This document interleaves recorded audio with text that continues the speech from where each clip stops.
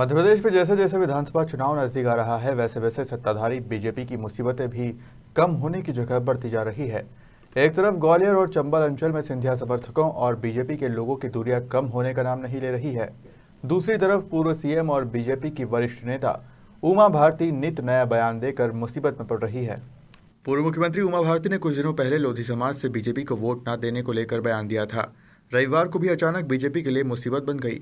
निष्कासित नेता प्रीतम लोधी के जलालपुर स्थित गांव पहुंच गई और वहां गांव वालों की चौपाल लगाकर प्रीतम लोधी की जमकर तारीफ की।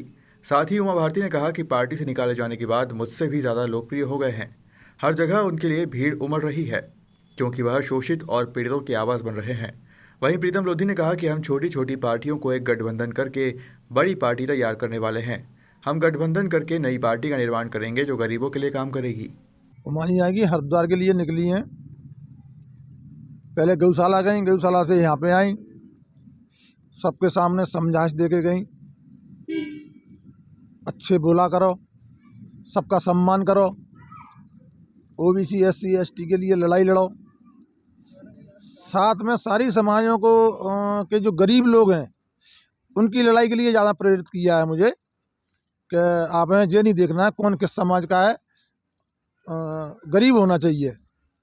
गरीब हर समाज में होते हैं, तो उन्होंने एक ही बात कही है कि आप तो गरीबों की लड़ाई लड़ो और जो पहले जो हो गया है उसको भूल जाओ। सर, क्या बीजेपी में शामिल होने का प्रस्ताव भी रखा गया है? नहीं, अभी प्रस्ताव नहीं रखा उन्होंने तो ये कहा है कि लड़ाई लड़ो अभी और लड़ाई जारी रखो अपनी। हाँ, OBC ST की लड़ाई जो चल रही है वो उसको चलने दो। 2023 आने चुनाव को लेकर दीदी आपको कुछ पार्टी में ले जाना चाहती हैं क्या? मतलब उससे कोई संकेत नहीं, अभी तो कोई संकेत नहीं दिया है मुझे। अभी तो एक ही बात कही है उन्होंने कि आप तो जो लड़ाई लड़ रहे हो, जिस राह पर चल रहे हो उस पर चलते रहो। हमें जो लोग पहले क्वेश्चन उठाया करते थे ब्राह्मण समाज के बारे में, तो हमें उसकी अनदेखी नहीं करनी है। और ब्राह्मण समाज में भी गरीब लोग हैं, चाहे वो किसी भी समाज के हो, गरीब तो गरीब होता है। तो वही कहा उन्होंने कि तुम तो गरीब की लड़ाई लड़ते रहो और इस लड़ाई में कभी कमी मत आने देना और हर वर्ग को साथ लेके चलो।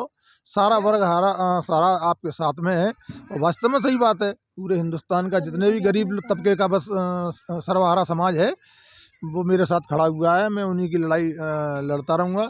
अभी तो मैं छोटी छोटी पार्टियां हैं सबको एक करने की व्यवस्था कर रहा हूँ कि एक होकर तब हम गठबंधन करके चुनाव लड़ा जाए। अगर ये पार्टियां एक हो जाएंगी तो हम 50-60 सीटों पर चुनाव लड़ाएंगे। गठबंधन किसके साथ करना चाह रहे हैं आप? सपा, बासपा और वो भीम आर्मी पार्टी, एक पार्टी जैस पार्टी है, आदिवासी समाज से है, उसके हीरालाल लावा जी उसके राष्ट्रीय अध्यक्ष हैं। एक मोनिका भट्ट जी हैं जो वो भी एक अध्यक्ष हैं पार्टी की, उनके साथ में भी हम साथ में लेना चाहते हैं। तो ऐसी हमारी 5-6 पार्टियां हैं छोटी छोटी छोटी मतलब छोटी। 2023 में बीजेपी में जाने का आपका कोई मंशा नहीं? अभी कोई मंशा नहीं है। अभी तो हम सर्वहारा पार्टियों को इकट्ठी करके नहीं और गठबंधन करके हम लड़ना चाहते हैं, क्योंकि हमें यहाँ पे किंग मेकर की जरूरत है। क्या होता है कि कांग्रेस आ जाती है तो वो किसी की नहीं सुनती है, बीजेपी बहुमत में आती है वो किसी की नहीं सुनती है। वो गरीब लोगों के लिए, तबके के लिए नहीं लड़ते, ये लोग पैसे वालों के लिए लड़ते हैं। इसीलिए हमने तीसरी शक्ति के रूप में हम उभारना चाहते हैं कि तीसरी शक्ति जब आ जाएगी तो किंग मेकर की भूमिका निभाएगी। हाँ, 4-5 पार्टी मिल जाएंगी तो निश्चित तौर पर किंग मेकर बन जाएंगे। अगर किंग मेकर बन गए तो फिर अंकुश लगा रहेगा पार्टियों में, तो वो पार्टी यहाँ OBC SC ST के लिए काम करती रहेंगी। ग्वालियर से गुड्डू सविता की रिपोर्ट।